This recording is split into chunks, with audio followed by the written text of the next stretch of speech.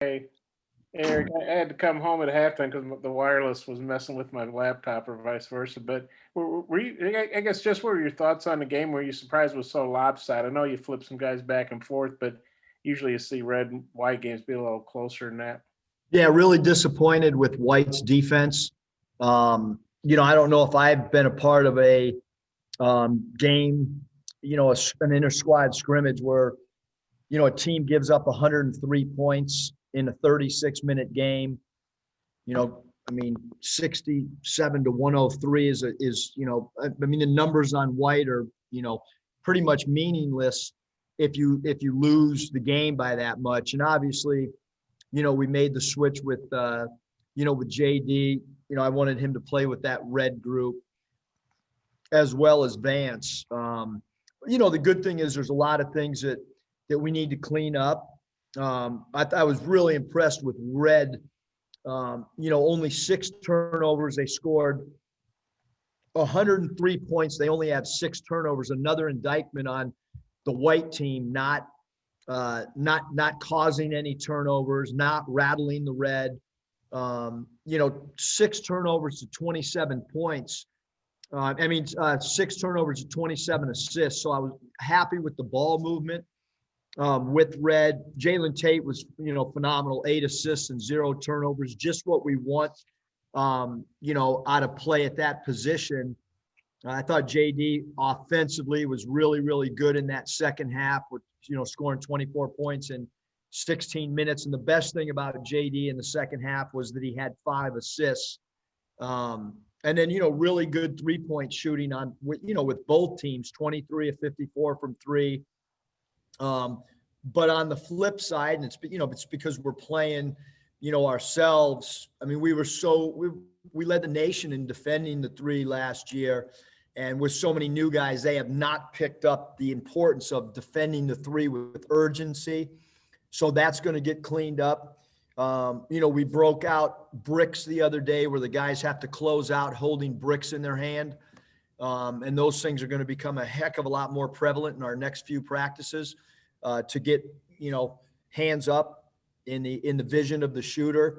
Thought Justin Smith played really well. He got his feet set on his 3 ball. Again, the assists I just keep talking about. I thought Justin made some really good, passing plays. And when you have a 3 or 4 man, a guy that plays the 3 and the 4 and has 6 assists like he did, I thought he played the right way. And then, really, really positive with Moses Moody was the 29 minutes and 0 turnovers. Because obviously, historically in the past, we've been a team that's a low turnover team. And we feel like that's a really important, stat for us. And now it's just, now I got to wait on my mom. I'm sure she'll be calling or texting or emailing the player grades any minute. Usually takes her about a half hour for her to get that thing from San Diego to here. That might have been her. It just beeped. Jason. Hey, Coach, I know you've wanted to find a guy or two that could maybe replace what Mason and Isaiah did from behind the 3-point line. Is JD one of those guys, based more than just tonight, but what he's shown so far in workouts with you guys? And is there anybody else besides him that could fill those roles? Well, I think for sure, JD is a guy that can score in bunches. And I think you saw that. Like, I thought he started the game off way too impatient, 1 of 5 from the field, bad shot selection. And then I think as the flow of the game, and after we told him, hey, let the game come to you, play some defense, he's got to get better defensively. He's got to play with more of a sense of urgency at all times. But yeah, certainly JD is a guy that can go get his own shot whenever he wants. He's got a really good step back 3s. He's really good going to the basket and drawing free throws. He might be a guy that maybe comes off the bench. I don't know, and supplies his points that way. We're still trying to, to figure that out. And Moses is a guy that we're definitely going to run plays for. We did a segment yesterday for about 45 to 47 minutes where we came out of huddles and said, all right, 12 seconds down 2, 14 seconds down 3. And then we ran specific plays and specific actions. And I thought Moses, converted at the highest. When we went back and charted it, he was the guy that converted at the highest rate, at least off that one day. And then I thought you saw to start tonight, Moses had really good shot selection, and we did run some plays for him early in that first quarter tonight. Dudley.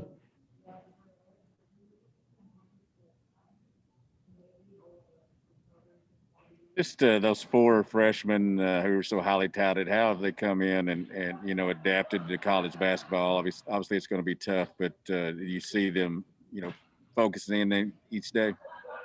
Yeah, I mean, I think that, just like, any freshman, whether it's here or anywhere else in the country, they're going to have good days and days where they struggle and days that it's kind of in between. It's interesting because you can't just go off one 36-minute segment because, Jalen Williams has really done a great job for most of our training camp segment. Maybe didn't play as well tonight as he has in practice. And KK probably played better tonight than he has in practice. And then with Devo, like he's a really, really good rebounder. He's really good in transition, but we've got it. And I thought he moved the ball tonight, but with all the freshmen, we want to lower the turnovers.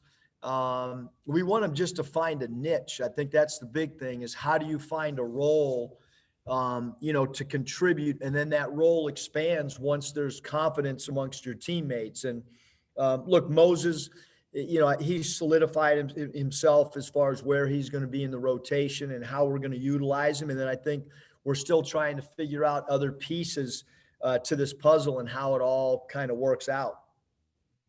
Hutch. Yeah, Eric, Justin was 3 for 3 tonight from beyond the arc. You kind of touched on it earlier, but he didn't shoot a ton of threes at Indiana. Is that something you kind of expected him to add to his game this year?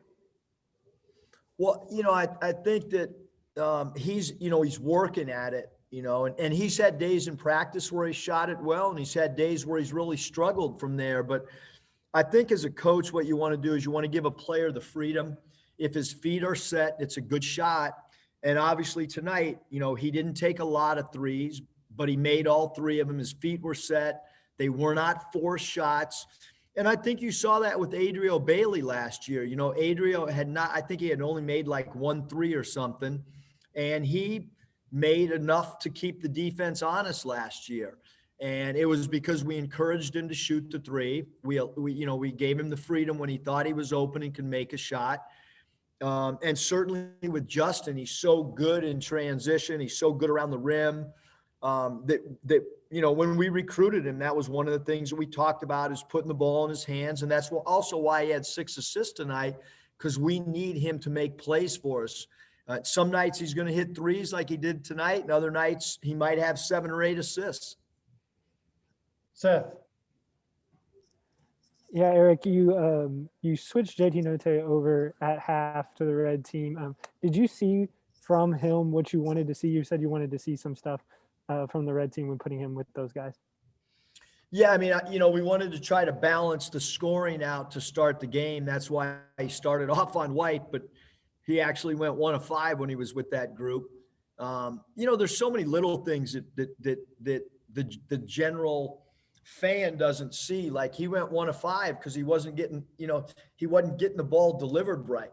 And then he went on that other team and the ball was delivered in his shooting pocket and the floor was spaced out. And so there's a lot of little things that go into this, and then we could run some different sets with JD, with the red team, just based on personnel. And, so I think that, certainly, and I think we might have, and you guys might have, I think I actually switched him at one point because Tate got hit and had a little bit of blood, and we didn't really have a point guard on that other.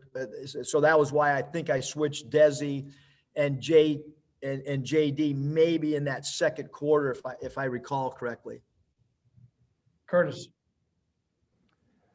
Hey, Coach, Desi quietly had a really nice game tonight. What did you see from him? And then maybe how have you seen his game evolve overall the last few months? Yeah, I thought that Desi did a good job of going to the basket. Tonight he attacked the rim like we saw last year. He did a good job converting from the foul line. I mean, he didn't, I think he made 2 threes, which is not a lot for him. We got to continue to work with Desi defensively. Last year that was a point of emphasis. And we need to see a little more growth from him from a defensive standpoint, both as a team defender and as an individual defender. Because as a group, we just gave up way too many layups.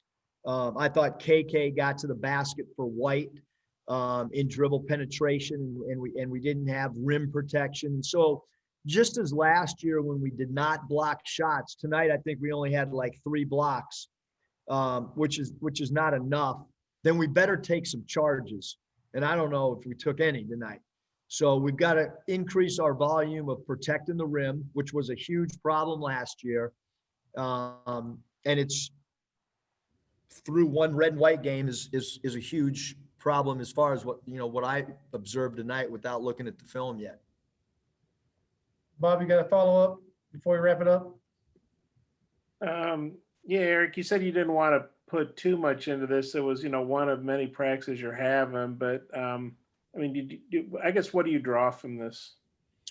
Well, one, I think, just little things, Bob, that, like we went through our entire normal day. So when we ate together, some guys ate in the locker room, some guys took it home, some guys ate, in the room with me, like we're going to all eat together, social distancing.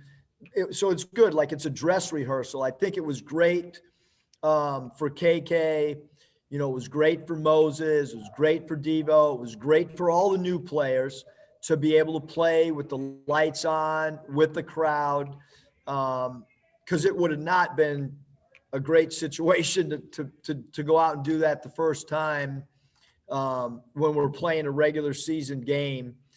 And, to have over 2,000 people, I don't think that any of us expected to have that many people, show up for a red and white game, when it was students only. So really good atmosphere for all of especially the 4 freshmen, but then also, for the grad transfers that had never played in this building. Okay, Coach, thank you very much. Appreciate your time. Thanks, Eric.